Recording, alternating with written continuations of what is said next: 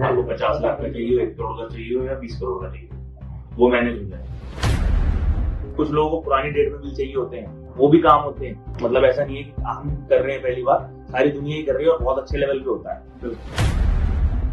Department involve होता है। अगर आपका 1 करोड़ का बिल है तो 3.5 लाख रुपए बढ़ते हैं। फर्जी बिल, फर्जी फर्में और फर्जी सौदे, ये तो बस ट्रेलर है, पिक्चर अभी बाकी है।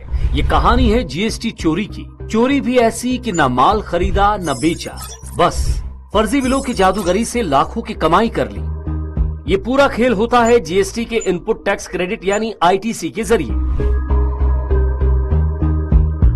दैनिक भास्कर की नेशनल इन्वेस्टिगेशन टीम, जिसमें उमेश पाटिल और अभिषेक कुमार ने ब्रोकर बनकर जीएसटी चोरी की दुनिया में कदम रखा और इस जालसाजी के खेल को परत दर परत उजागर किया।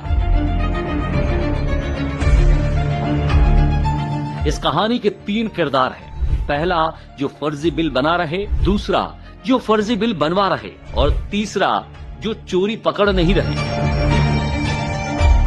हमारी पड़ताल हमें दिल्ली के वजीरपुर इंडस्ट्रियल एरिया की धूल भरी गलियों में ले गई, जहां एक जर्जर फैक्ट्री के बंद कमरे में हमारी मुलाकात करण गोयल से हुई, जो खुद को फैक्ट्री का मालिक बताता है, लेकिन असल में फर्जी बिलों का उस्ताद है। ब्रोकर की आड़ में हमने उससे करोड़ों के फर्जी जीएसटी की मांग रखी और यहीं से खुलने लगा धोखे का काला खेल। हमारे पास पार्टी है, उन्हें जीएसटी का फर्जी बिल चाहिए। ठीक है, बिल में आपको क्या क्या आइटम चाहिए? ये सीमेंट, सरिया, मदरबोर्ड, यही सब चाहिए ना? हाँ, कंस्ट्रक्शन के काम में जो भी चीजें आते हैं, कोई दिक्कत नहीं।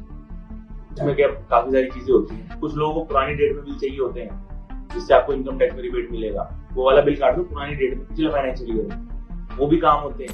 करण गोयल की बातों से ये साफ हो गया था कि वो फर्जी बिल के धंधे का पुराना खिलाड़ी है। बात आगे बढ़ी और दूसरी मीटिंग फिक्स हुई।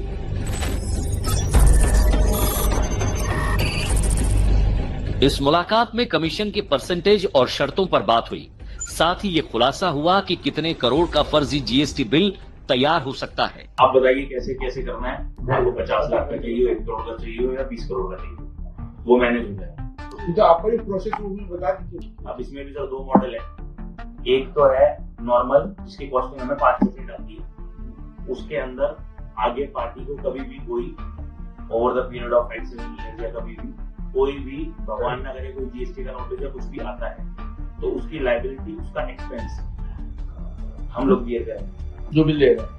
अगर हम इसको लेते हैं तो 3%, फिर उसकी कोई लाइबिलिटी